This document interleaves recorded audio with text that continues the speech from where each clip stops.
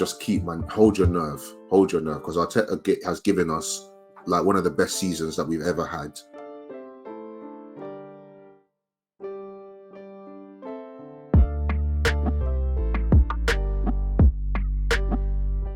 We have seen Arsenal have like a few preseason games, Watford behind closed doors, Nuremberg, MLS All-Stars, Manchester United.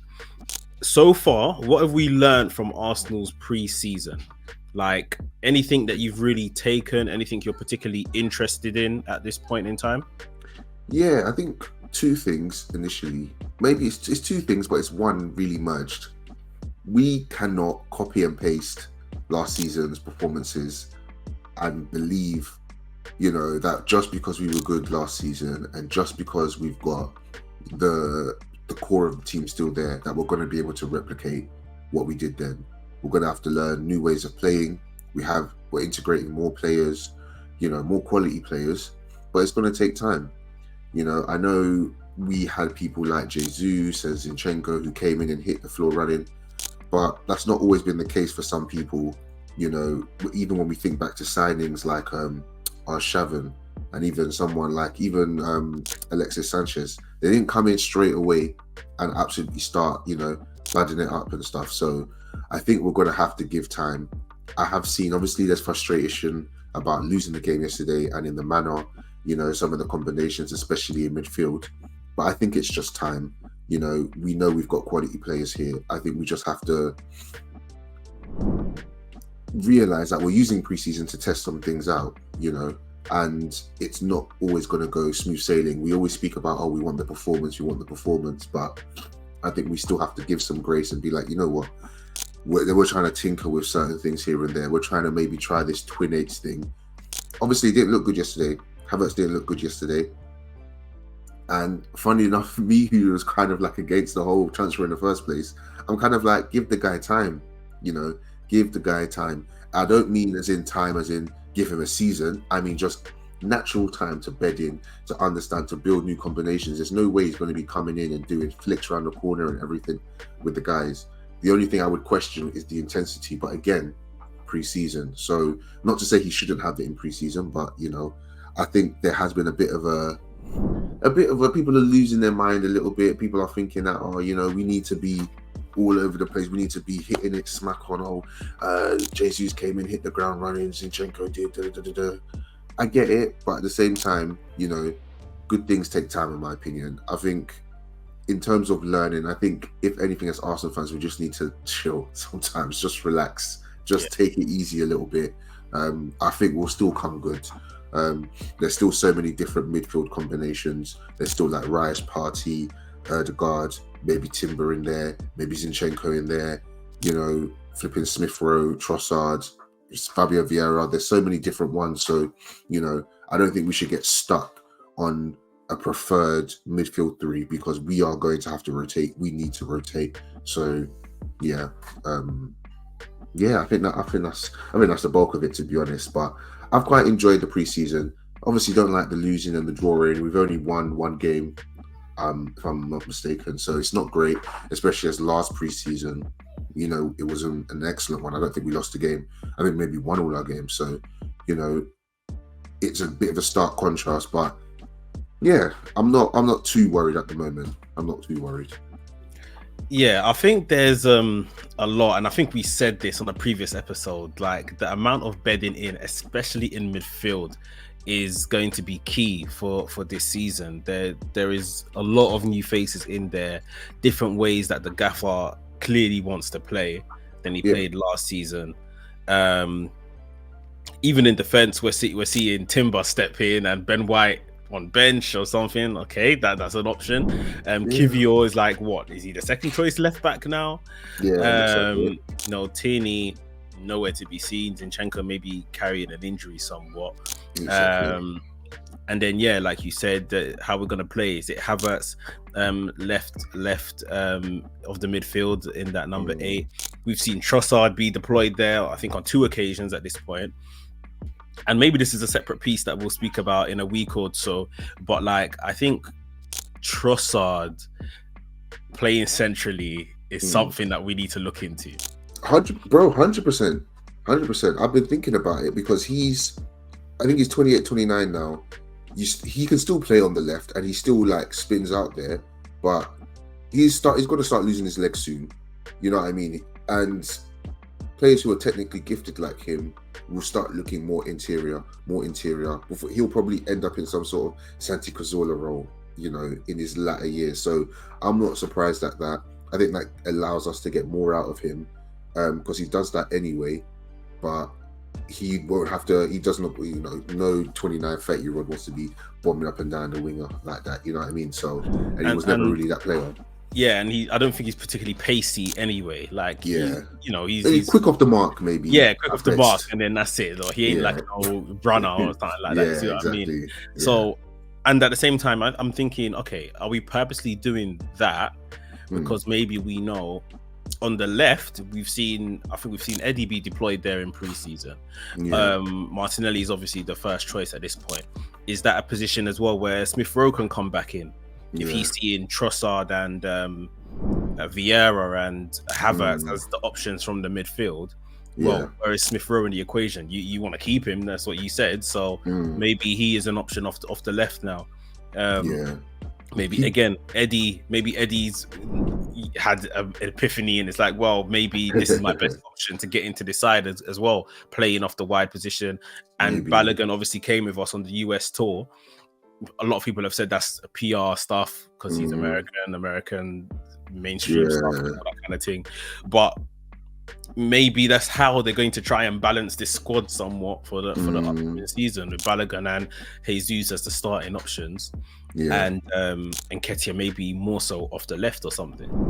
I mean, it's a possibility. The thing I'm battling with is that, you know, we both played football to like a half decent level. So, you know, sometimes at pre-season, you're just playing a position to get minutes, you know. So you're just literally like, okay, maybe you're a striker, but you play off the left, you play off the right because, you know, we're going to try something or just get some minutes, get some fitness. But then my head tells me, I don't think Arteta does anything for no reason. Exactly. You know, I don't think he's the type of guy who just says, oh, yeah, like, okay, you played centre mid, but it's all right, just chilling centre back, or just like, you know, I don't think he'll put you in a position where he doesn't see you doing. And we have seen Eddie, maybe 2 seasons ago, come off the bench and go on the left. Yeah. So whether he's going to be able to play it to the same level of Martinelli, obviously that's not really going to be the case, but it's an option. Maybe again, it's all this flirting with different ideas to see different things, which is why I'm not so upset about the results. You want to see a good performance regardless, which is down to the players. But, you know, he's probably thinking, okay, what if nobody comes in for Balogun with a fee that we want? You know, how can we get him more minutes? How can we get Eddie minutes as well? Oh, Smith Rowe, are we going to have to put him in the midfield as well? You know, so yeah, there's a lot to tinker with. And yeah, I just think people are not deep in, you know, I know we've only made 3 signings, but Kivior's almost like a new signing as well, you know. And again, you're trying people in new positions. You're trying, like, the number 8 role is not going to be how Xhaka played it. There's a lot going on. There's a lot going on, bro. I don't know. Do you feel like we're doing too much in terms of like the experimenting?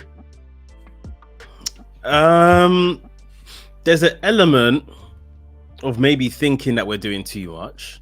I definitely can see that and understand that. At the same time, you can see this is the kind of model he's always been wanting to move towards, this versatility and signing players. Maybe like not as in the season just gone when we finished second, maybe about a season or a season and a half before that. He said he likes versatile players. He wants players to be able to play like 2 or 3 positions. And I think that's what we're seeing now. And it's more so signing a player and seeing what's this guy's skill set. Let's put him in this position because of his skill set. So yeah, it seems very tinkerish, and let's be completely honest. We know, you know, he's the apprentice to the master that is Guardiola, and that is the king of tinkering. That's the king of changing things for no reason.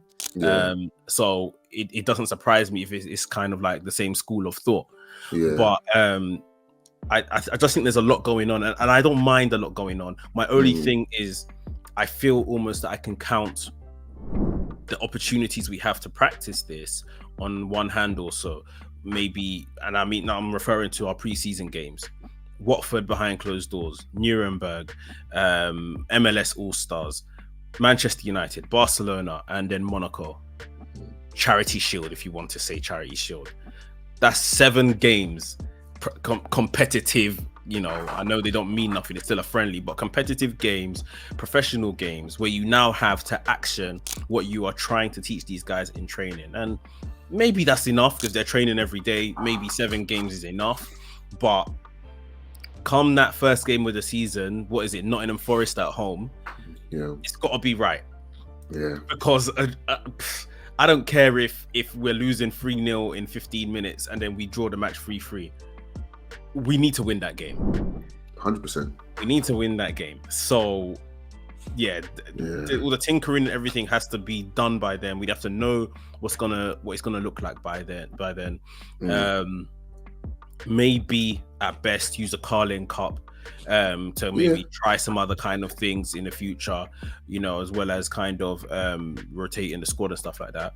Because once the Champions League kicks in and then you've got a match on the midweek, which is a high level match, and then a weekend game, which is another high level match, that's where you're gonna have to learn the balance. So there's a lot to play with and stuff like that. But I feel like we're beginning to learn player wise where he may see people positionally for the season ahead.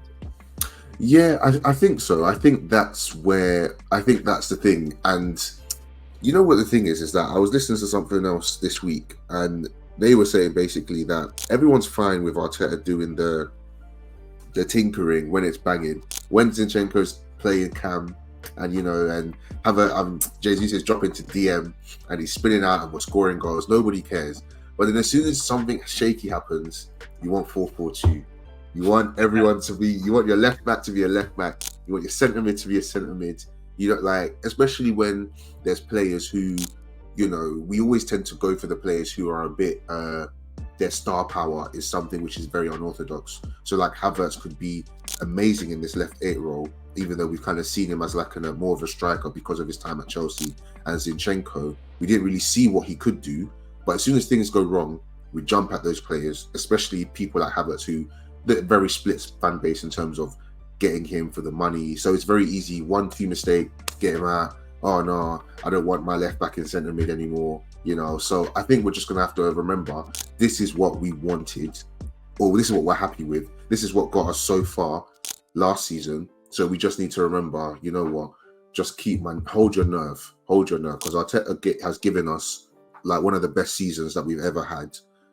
Yeah, it didn't end up in glory, but we just need to say, okay, give this guy the time and the space to do that. We shouldn't be, you know, getting on his back in pre-season. You know what I mean? So yeah, I just hope the tinkering's done, because all of a sudden pre-season feels mad short. Like the games, in terms of, you know, to actually start doing things, all of a sudden it just feels like, rah, because we've got all these different experiments we want to run. It's like, actually, maybe we could do another 5 games or so just to make sure we're getting it down. But you don't have that. So this is exactly what I mean. We are halfway through pre-season at this point, with 3 games left. If you count the Charity Shield game, 3 games left. So yeah, it's learning and trying and all of that kind of stuff. But it's about time stuff starts coming together. And looking like we have, you know, we know what direction we're going in for the season ahead.